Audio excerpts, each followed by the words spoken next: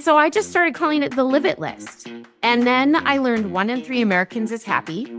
I then learned if you spend more money on experiences, you're going to be happier than if you spend money on things. And then I had this aha moment like, oh my God, like here's how I can love financial planning.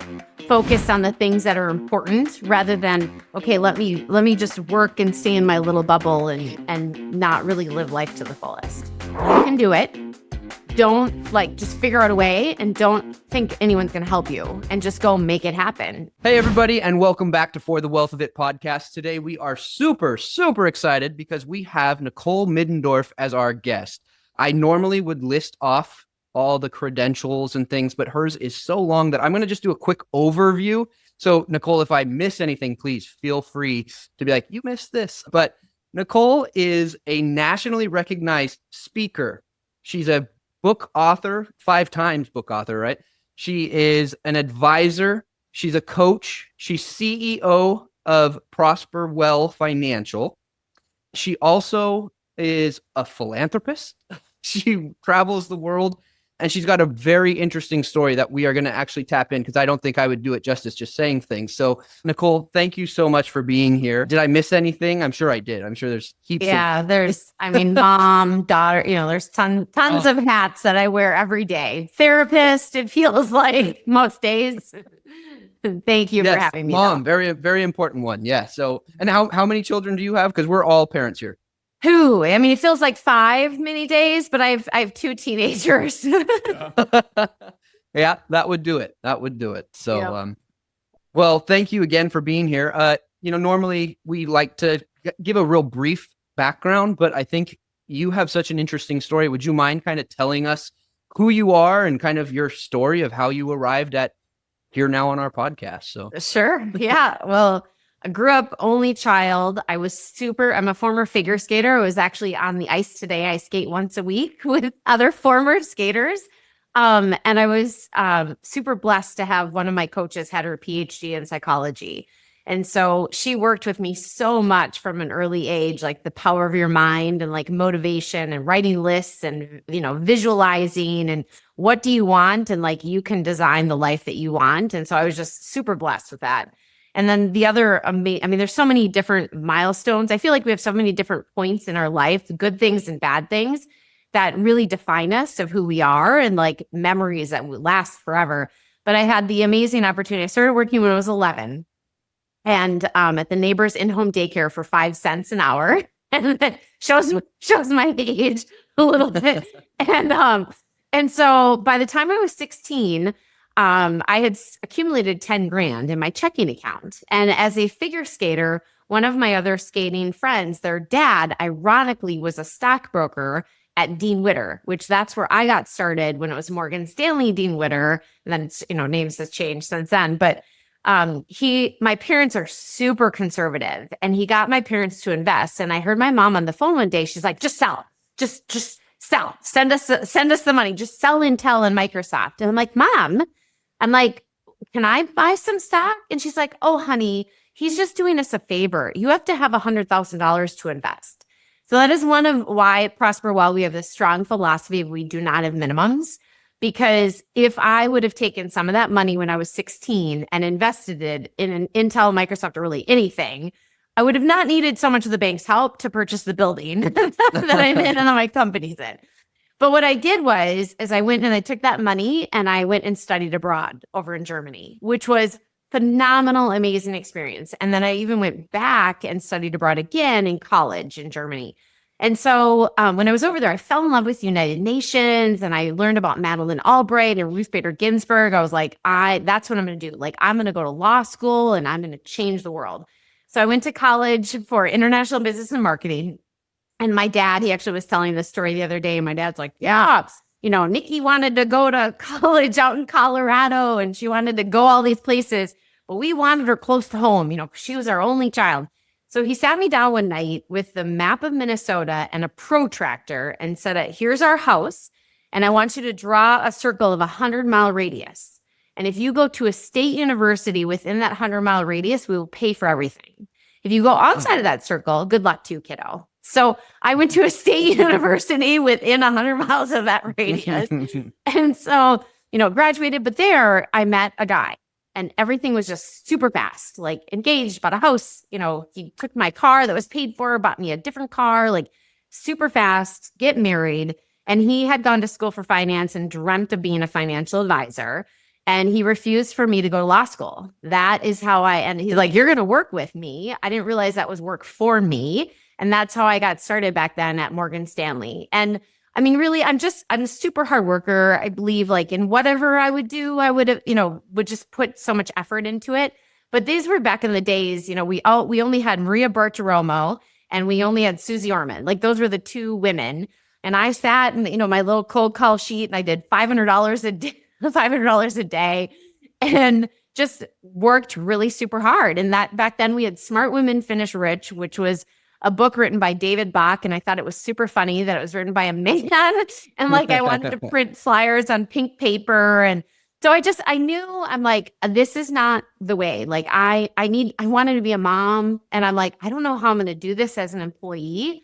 And my mom had been a hairdresser and owned her own salon. And so I had grown up in this environment that my mom really raised me like, if you want something, you can do it. Don't just figure out a way and don't think anyone's going to help you and just go make it happen. And so that's where I left Morgan Stanley in 2003, started a business, and I was still married at the time. My now ex-husband was the branch manager. We grew it. We had 12 financial advisors. And then fast forward, the kids were born and my daughter was 6 months old and my son was 2. And it was August 4th of 2010. It was the first time that the 911 phone call went through. And my now ex-husband was arrested for domestic violence, arrested for the first time. And so here I am thrown into this world. But from the outside, my life looked perfect. I had written 1 book or maybe 2 by that time. I had done a radio show for 5 years. Like, here in the Twin Cities, they had this local Dancing with the Stars. Like I was one of the celebrity dancers. Like it looked like I had this perfect life. Lake Minnetonka is a lake that, people know about from Prince. We were living there, the jet skis, the boats, 4-wheelers, like all of this stuff. But I got the kids to bed one night and I'm like, how did I end up here? Like, not a single thing had I picked out. I didn't want this big house. None of this stuff made me happy. I loved helping people, but I never wanted to be a financial advisor. Like that wasn't my dream. And so I always had lists and I'm like, okay, the average divorce takes about a year. Little did I know I would be in court for 10 years plus. And so I rewrote my bucket list and I'm like, I'm going to do one thing a month for a year. So I wrote down my list and I came up with these 12 things. And one of them was to drive a race car. So I met with my best friend from college. I was like, hey, here's my list of 12 things. I'm going to do one thing a month. Will you go up to northern Minnesota with me and drive a race car? I'm like, that's the first thing I want to do. And he's like, Nick, you don't just put 100% anything. You put 180. He's like, you need to go to a real speedway. I'm like, okay, what's that? And he's like, go to Vegas. He's like, go this weekend. I'm like, perfect. Let's go to Vegas. He's like, no, you need to go by yourself. And I always believe like things happen for a reason and you meet people for a reason. So I booked, my parents moved into the house to take care of the kids. I booked this flight that weekend to go to Vegas. And on the plane, I had that gentleman sitting next to me that had to talk to me the whole time. I don't know if you've ever had that. And so I'm going through a divorce, like 2 kids under the age of 2.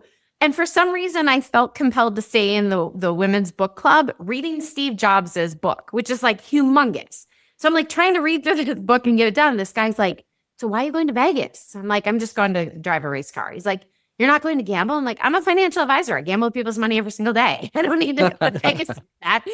And so he just kept like asking me all these questions and bugging me. And finally, I'm like, I just rewrote my bucket list and I'm doing one thing a month for a year. That's when he finally got quiet. And he's like, oh my God. He's like, I'm so sorry. He's like, is it cancer? He's like, you're so young. So on that plane, I was like, everything in my life is so negative. Like, I can't deal with this. Like, I can't deal with telling people I'm doing something on my bucket list because I think I'm dying. I'm like, I've already died. Like, life cannot get worse than this. And so I just started calling it the Live It list. And then I learned 1 in 3 Americans is happy. I then learned if you spend more money on experiences, you're going to be happier than if you spend money on things. And then I had this aha moment like, oh my God, like, here's how I can love financial planning. And as part of our divorce, I had to give the company name, the website, the phone number, the 12 financial advisors, everything to my ex-husband. And I had to start all over again in this career that I never planned on. And so that's where I'm like, okay, the Live It list, like every client will get a financial plan and like, what's on your list? Like, what makes you happy? Well, now fast forward, we have a Facebook Live It list group. It's a separate company, and I just hired my first employee for Nicole Middendorf Media. We've taken people to Costa Rica. We've taken people to Napa. We're taking 9 other people to Egypt in November. And so and now I'm doing tons of public speaking really around the globe, sharing my story, let alone sharing about the Live It list. And so my goal is that people don't look at that we eliminate the term bucket list, that it has this negative connotation, like life's over. And before I kick the bucket, like, what do I got to do? To this, hey, I'm living life now. And how can I be present? How can I be conscious in my life today? And how can I make sure that I do the things that I want to do? And like, what is it all for? Like, what is your why? Like, what makes you happy? And so it's just, I feel so blessed. Like, I really believe out of the worst things in life come the best. And I feel so blessed that this has been my path and my journey. And I now can share my story and help inspire other people and help people be happy. Yeah, that's incredible. I mean, the adversity, and then just, did you find yourself like, do you have a predisposition to kind of be positive, or did you have to learn how to be that after going through stuff like that? I mean, a little bit of both. You know, there's been so many days and that's where like I have my own foundation now. Like there's so many decisions that I made that still affect me to this day that I really, really regret. And so there's so many days where I'm like, like seriously, but in general, like I don't drink coffee. I get up at 4:00 every morning. Like I just go, go, go, go, go. But it's because like I've designed, and I don't like the word manifest, but like I've manifested like this amazing like life. And I feel so blessed. And like, I'm not from money. Like I never received a dime of child support. I had to pay spousal maintenance. Like I've had everything taken away from me and had to start over so many times. And I just built my dream home on Lake Minnetonka and moved in. And so now it's like, I feel like if you bring about what you think about. And so there are moments like life is never always perfect, right? Like there's always something wrong. Like you go, you go home and your kid gets it. Like my son, he broke his foot. Like, it's like, there's always things that happen. Your air conditioner goes out, whatever. But when you have the Live It list and you swim with sharks, you're like, oh my God, I didn't die. Or we fell down that Ecolab building. Like I didn't die. It boosts your confidence. And if you're focused on the important things and have this positive attitude, what you think about, you bring about. And so if you're like, I just always tell this to people with money, like if someone's like, I can't afford it. I can't afford it. I can't afford it. I can't afford it. Well, that's what you're going to have. That's what's going to happen versus like, how can I afford it? And that's why most days I feel like a therapist, because it's like, you've got to flip things and think about things from a positive standpoint. Because if you're coming from a positive standpoint and if you're around positive people, you're going to feel more positive versus like, it's like, so every Friday I step on the scale and I weigh myself. And like, there's so many times where I'm like, I even wrote a LinkedIn post about this. Like, I was like so hesitant in the morning to like step on the scale. And then I actually like lost weight. And it's like, stop psyching yourself out. Like what really matters. And really, if you have a positive attitude about things, I really believe like things are going to be easier. So in general, I'm a positive person, but don't get me wrong. I'm human. Like we have negative moments, and the self-talk, I feel like self-talk, particularly even for women, like we're so critical of ourselves. Like I journal every morning and every night. And that's one of the things I'm always really focused on, because how I see myself is not how other people see me. And there's moments like I was getting down the other day and my friend was like, pull up the internet, pull up Google. And she goes, okay, type in NICOLE space MID. I'm like, haha. She's like, Google yourself. She's like, Nicole, just knock it off and Google yourself. And so I just think of that, like anytime I'm down, it's like, oh yeah, you've got to focus on the positive. Right. Yeah. So you mentioned this Live It list, and I want to come back to that. But before that, you had said 1 in 3 people are happy. Mhm. And, and we're going along those lines right now. So you have actually created a wheel of happiness. Mhm. And I think there's a really cool overlap because that's kind of the point of our podcast as well, right? We're financial planners and everybody thinks, oh, wealth is in money. And we're like, no, this money is a means to, like you said, actually live a life of fulfillment, which generally I've never had somebody come in and say, hey, I just want to make $2 million and I'm happy. They say the experiences that they're wanting to have. And so Mhm. now it's trying to make those finances align with that so they can go get those experiences. Would you talk a little bit about the happiness wheel, kind of what components you have found make people happy? And then we can go from there. We can talk about the Live It list, how that actually plays a role in that as well. Yep.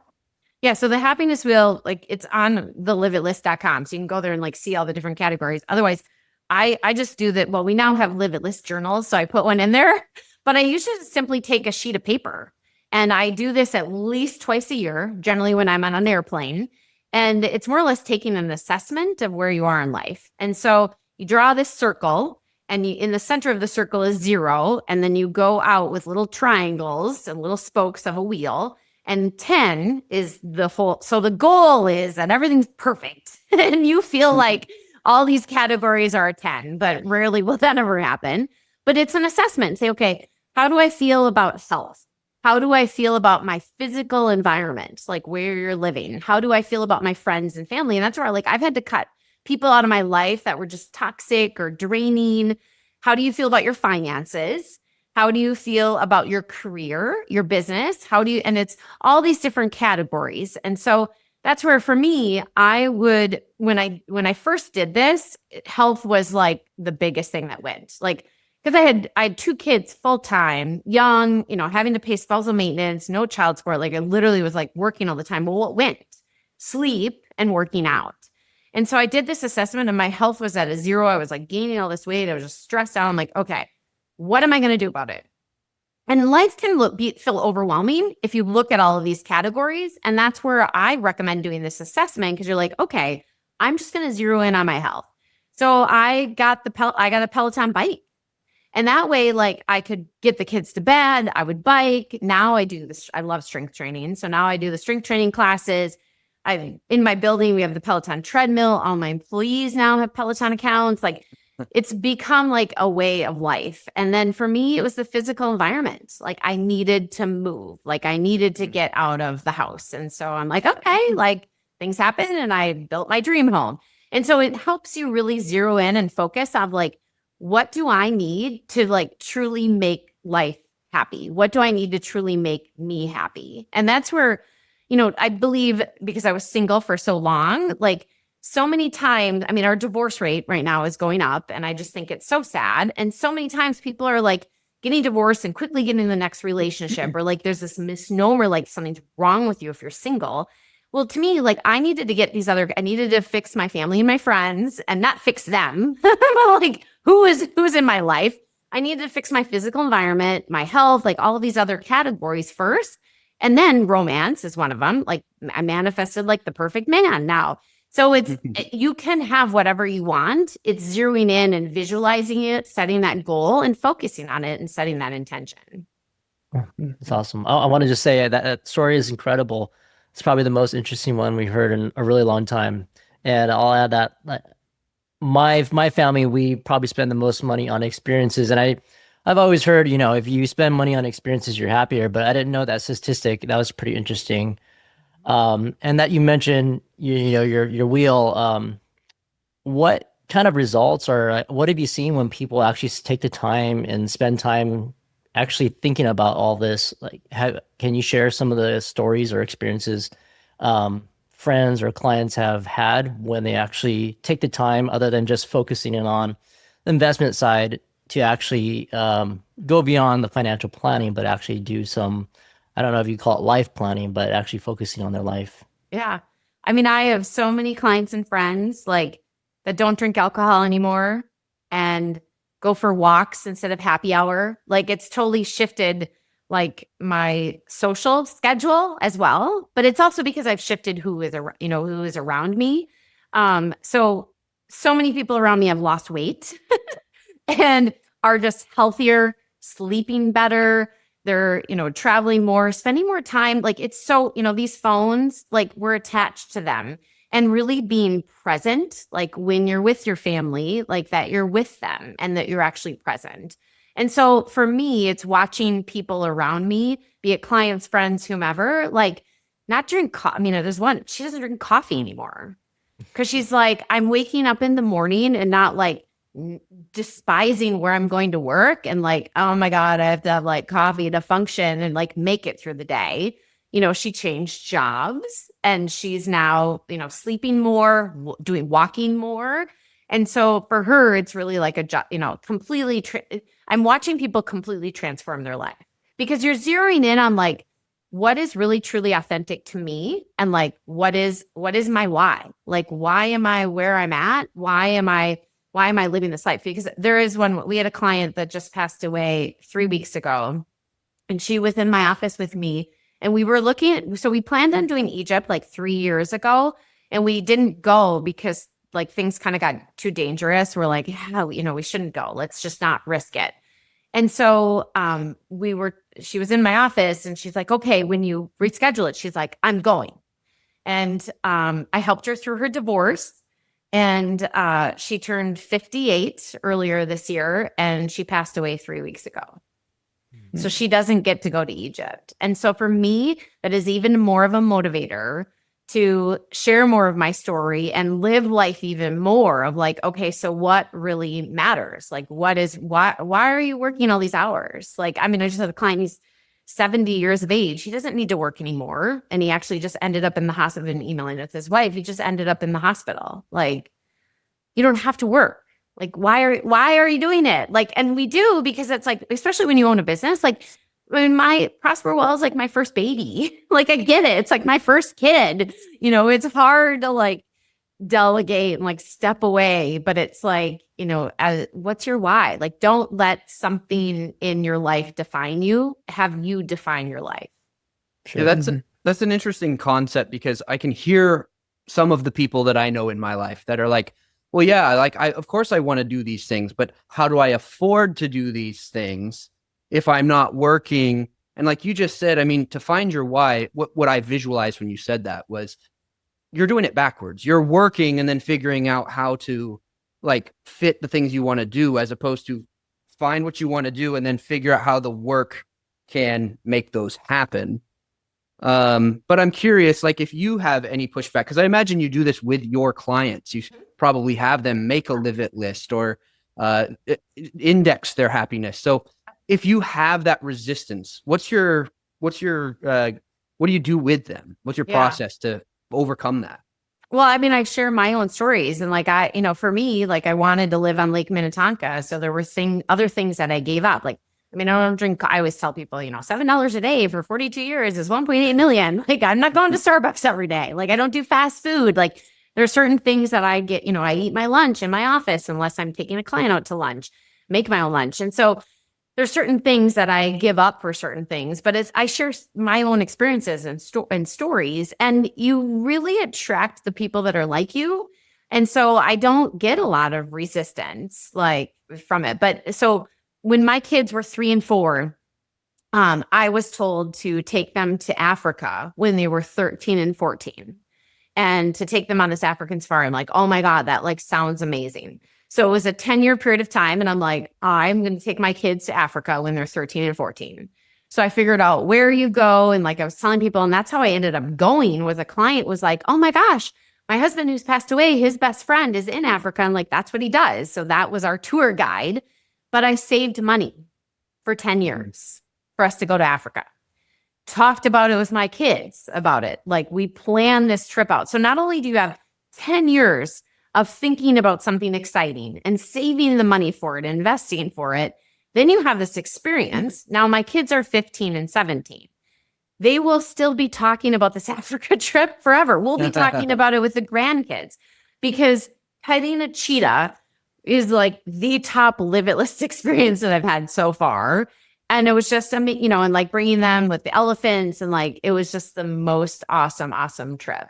So, it's things like that. And that's where my son just broke his foot. And so, he's talking, about like, hey, mom, we've never been to Copper Mountain. Like, that's on my live it list. Can we make sure that I get my surgeries done so that I can snowboard in Copper Mountain? And so it's all about really being intentional. And like, I feel like I woke up and my kids are 15 and 17. But then I stop and I pause and I look at like all the experiences that they've had and all the things that we've done. And it doesn't have to be travel. Like, one of the most difficult things for me to do on my live it list is to go to a movie by myself. Like, not expensive, doesn't really take much time. It's just making that all happen. It could be a pillow fight with your kid. Like, you don't have to hop on a plane. These don't have to be like huge, amazing, big things. It's just being intentional and saying, okay, it's June. Well, it's July actually now. Like, we blink and it's July. What do you want to do before the year's over? Like, what is one thing you could do in July? What's one thing you could do in August and September, and then plan it? So is that, you originally said, hey, for when you're on the plane, you said, I'm doing 12 things, one thing a month. Is that still how the live it list is? You would say, hey, always have 12 things on your list. What are you doing the next month? Yep. And as a planner, like, I generally plan it out for the year. The problem is like things come up and I'm like I just got asked to speak in the Hamptons. And so I'm booking a flight and that's like less than 2 weeks. I'm like, okay, what's in the Hamptons? I've never been there before. Like, let me find something on my live it list to do. And so today I was supposed to go on so we donate live it list experiences to charity events as well. And so people will bid on them. And today I was supposed to go on a hot air balloon ride, but the weather isn't great. So we can't go on the hot air balloon ride. So it's planning things, but it's really being intentional. Rather than otherwise, you wake up and you're like, oh my God, I'm 50, or oh my God, I'm 60. Oh my gosh, I'm 70. And like, I've wanted to do this. I've wanted to do this. I've wanted to do this, but you don't do it. So it's all about being very intentional. And one thing a month, and if you feel like, okay, fine, that's too much, do one thing every other month. But it's all about figuring out what the experiences are and what do you want to do. And that's where, like, I always get asked, like, how many things are on your live it list? Well, the problem is I go do stuff and I check things off and then I meet people and they're like, oh, have you been here? Oh, have you been here? I'm like, I never heard about that. It's like, oh, okay, I better go. And like one of the recent things, I wasn't planning on this. I'm a Vikings season ticket holder. So the Vikings are playing over in England. I put in my name. I got some of the tickets. So I'm going. It happens to be the 50th birthday of my friend in Germany. So she's meeting us there. Oh, wow. We're celebrating her 50th birthday at the Vikings game. And then I'm dating a scratch golfer. So there's the Belfry. And we're going to do a James Bond tour. Like these are things. When I plan out my list, I did not plan that this would be what was going on in October, but now I'm headed to England and having all these, golfing at the Belfry and having all these amazing experiences. Wow. So you can plan things out and be very intentional, but then as you're doing stuff, you're like, oh my God, it's this snowball, and it gets you focused on the things that are important rather than, okay, let me just work and stay in my little bubble and not really live life to the fullest. Mm-hmm. That's got me fired up. Yay! That's her why. That's what Nicole is doing, right? You're out here to inspire people. I just want to pick out one. What I thought was really cool is like when you said you plan a trip 10 years out, and as planners, whenever we ask the question like, "What do you want to do in the future?" It's always these big ideas, and it's not anything very specific. And I think having specific ideas or things that you want to do changes the motivation and reasoning behind saving that money or giving you actually, excitement for things to come rather than, oh, I want to travel, when I'm in 10 years. Like that's usually what I hear. Right. And that's where you want to ask for those specific things. Because I have a client, she's like, oh my gosh, my dream would be to take my family to Ireland. Because like that's where they're from. And so, we helped her retire and she was like all nervous that she retired. And she's like, am I going to have enough money? I'm like, go to Ireland. Like, go to Ireland. And so to have your financial advisor, like, her daughters were like, what? Like, your financial advisor is like making us go to Ireland? And they're like, yes, like, go. Like, because life is too short. Like, you're going to have these amazing memories and these amazing experiences. And like, that's what it's for. And it doesn't have to be Ireland. Like, that was her thing. It could be, whatever you're dreaming of or thinking of, that those memories that you want to have. Right. No, I think what you touched on earlier is a really great point, right? That even small things, and that can also kind of get the ball rolling. But going to a movie, I think of my wife. I mean, when we went last year, I think to a movie, and she's a big movie person. She's a cinephile, and then she's like, "This is the first time since COVID that we've been in the theater." And now, as you say that, I'm like, "Huh, that means that we weren't doing something right," because clearly she was yearning to do that. Yeah. Now, during COVID, maybe we couldn't, but right afterwards, why didn't we? There was always another excuse or whatever. And so it's a matter of prioritizing that, making that list, Yeah. and like Jared said, being intentional. Mhm. I can really hear the overlap with financial planning and kind of this live it list with setting a goal, like thinking through. Right now, kind of on the top, I've been sharing this with everybody recently because I recently read it in a book. But they were saying one of the best things you can do is make a list of all the things you want to do. Mhm. And this was from Warren Buffett. And he's like, make a list of all these things that you want to do and then circle your top 5. Yep. And he asked his mentee, he said, okay, the ones you didn't circle, what are you going to do about those? And he said, well, I guess I'll work on those when I have the time. And he said, absolutely not. You're going to avoid those. You're going to get these other 5 things done. He's like, you're signaling, you're getting out the noise out of there. Yep. And it made me think when you said, I'm eating in my office. I was like, that's it, right? It's not sacrificing, but it's Yep. not sacrificing the important things. Yep. Yep. So it's really coming together. I love that. There you go. I'm gonna have to reach out to Warren Buffett. He's got the limit list. Yeah. Brett, you one of the things you also say, and maybe I'll butcher it, but you always talk about like the best day to invest is today, right? Is that Yeah, something like that. Or yesterday, next best Yesterday, day is that- today. Yesterday. Yeah. Yeah. And so it sounds, Nicole, it sounds like that's kind of, like you said, 50 and 60-year-olds, if they haven't done it, it's like, okay, great. But now today's the best day that we can do it. So let's try Yeah, it. and I guess to kind of piggyback off that, Nicole, you have such a unique story, but I feel like a lot of what led to your story is very common, where like you have all this external success and like things are good, you're making money, you're getting the big house, you're growing a family. And I even spoke to one lady one time and she was like, yeah, it was always have a kid, get a bigger house, have another kid, get a bigger house, have another kid, get a bigger house, and then get divorced. And it was Yeah. like, that was her reality. And I'm just wondering, like, how do you get people to, I guess the first step is to take a step back and say, like, okay, first you have to carve out the time to even think about these things. And are there maybe signs in your life that, like, hey, this life I'm living that is externally successful maybe isn't quite what I thought it was, Like, is there anything that maybe some symptoms that you could recognize before you get to a catastrophic moment? I mean, there's all these books on burnout and driven and like, really, I mean, well, and two, like, I mean, I'm sure you see it. I see it with medical stuff, like when people are put on like, here's a prescription, take this drug, take this, to me, that's got to be like, or you're having to have that coffee to get out of bed in the morning, or like you're having to set the alarm. And early when I started as a financial advisor, there was another man, and he was always the first one in the office and the last one to leave. And so when I started there as a rookie, like I was always trying to get there before him and be the last one to leave, because I was like, wow, like that's how he became successful, was like working all of these hours. Well, all of a sudden that changed and shifted. And he got there whenever he got there, because he was up north at his cabin and his wife went outside and saw him on the ground and they thought he had a heart attack. He didn't have a heart attack. He had a stress attack.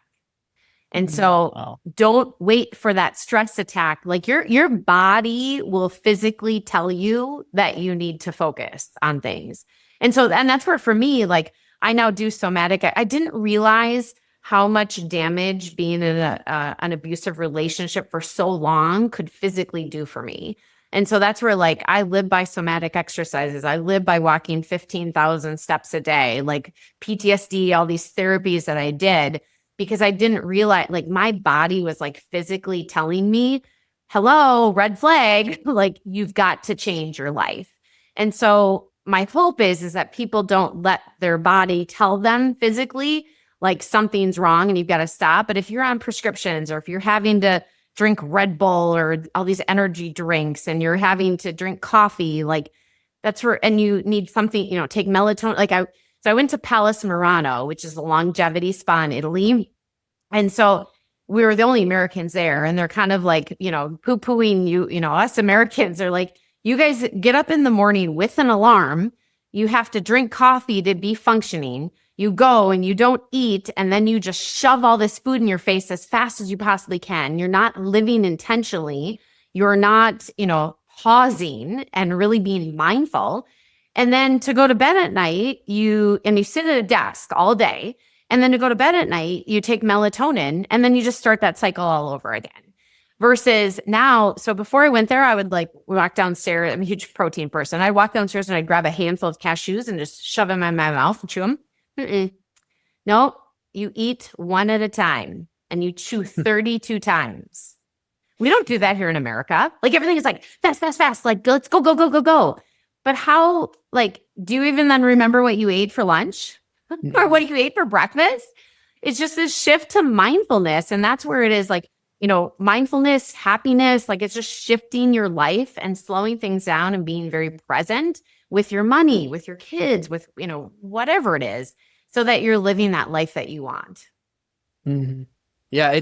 Some of the things you're saying, they kind of, to me, parallel Rhonda Byrne, The Secret, or Napoleon, what is it? Think and Grow Rich. Napoleon Hill, I think. A lot of these. And like you said, it's a framing, it's reframing what we may see. It made me think of when you were talking about everything that started almost serendipitously happening, where now you're going to go celebrate a birthday in Germany and you're going to go golfing and everything. I think a lot of people, we mentally go to the easy route and go, well, she just is so lucky. She just, or she has her why, she stays focused on it. And because she's focused on it, all the other opportunities start revealing themselves. They were there, but you otherwise would have missed them if you aren't focused. Yep, absolutely. I just wrote a post about that for LinkedIn about people come to my house and they, judge. So many people think oh, you're from money, or you received a big settlement in your divorce, and or I'm a widow, because they see we have all these family pictures. That's the post for LinkedIn that'll go up. It's in a month or so, but we have all these family pictures. It's just me and my kids, right? Because she was 6 months old when everything happened. And so I wrote this post about don't judge, because you never know what someone has been through or their situation.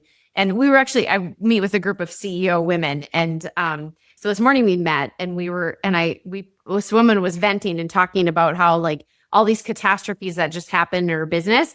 And I was like, hey, gals, just stop. These are the funny things that we all talk about as business owners, but no one else sees that. They just see everything was perfect when you walked into that location and it looked amazing. But you don't see the behind the scenes and the hard work and the yucky stuff. Because we really, it's social media is here to make everyone's life look perfect. It's not. And so you've got to look at, okay, what can I do for me, and how can I put in the time and the work and the effort, and what do I want, and what is it all really for?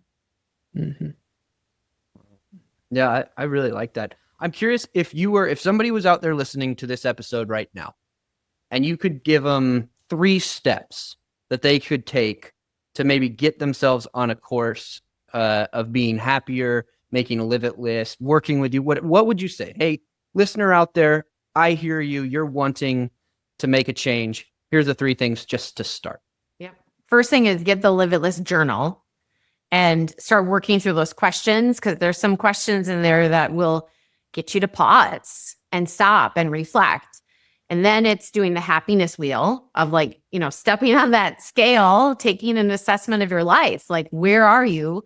What are you happy with? And then it's making that commitment to yourself of okay, it's my finances. Well, what am I going to do? Or whatever, it's my friends and family, or my work environment, or my romance, whatever category it is, what then are you going to commit yourself to do, and then make that happen? That's awesome. Fellas, do you have any questions or anything? Or I know Nicole's real busy and she's over there in Minnesota aching to get out onto the lake, right? Yeah, my son is come on, let's go wake surfing. I would have a million more, but we'll let you go, and I really appreciate you being on. Oh, thank you. Thanks Yeah, for the honestly, opportunity to share my story. Yeah, I mean, this is what happened the first time I saw you. You create so much energy and positivity, and it's just a blessing to have you here. So hopefully we can have you on again. We want to make sure anybody who wants to reach out to you, who may want to work with you, what's the best way? We'll always post everything in our production notes, but what's the best way someone could get in touch with you? Yep. We're everywhere on social media. So Instagram, Facebook, LinkedIn, Nicole Middendorf. Just do a Google search like my friend said. But otherwise, it's thelivitlist.com or prosperwell.com. And that would be if they want to come to you as like for you as their advisor, or if they want somebody to come and speak and you work with businesses and things as well to work within culture. Yeah. Or they want to go on a trip. Or they want to go on a trip. That's Yep. right. Awesome. Well, thank you so much, Nicole. Really appreciate you thank being here. you. Thank you. Yep. The views depicted in this material are for information purposes only and are not necessarily those of Cetera Advisor Networks, High Note Financial, or Savvy Advisors. They should not be considered specific advice or recommendations for any individual. Neither Cetera Advisor Networks, High Note Financial, or Savvy Advisors, nor any of its representatives may give legal or tax advice. Jay Buckaloo is an investment advisor representative offering advisory services through High Note Financial LLC. Jared Tanimoto is an investment advisor representative offering advisory services through Savvy Advisors. Brett Mikowski is an investment advisor representative and registered representative offering advisory services and securities through Cetera Advisor Networks LLC, member FINRA SIPC, a broker, dealer, and registered investment advisor. Cetera is under separate ownership from any other named entity. THM Wealth Management is located at 102S, Goliath Seine, Suite 103, Rockwall, TX 7 Fine Faubourg à 37.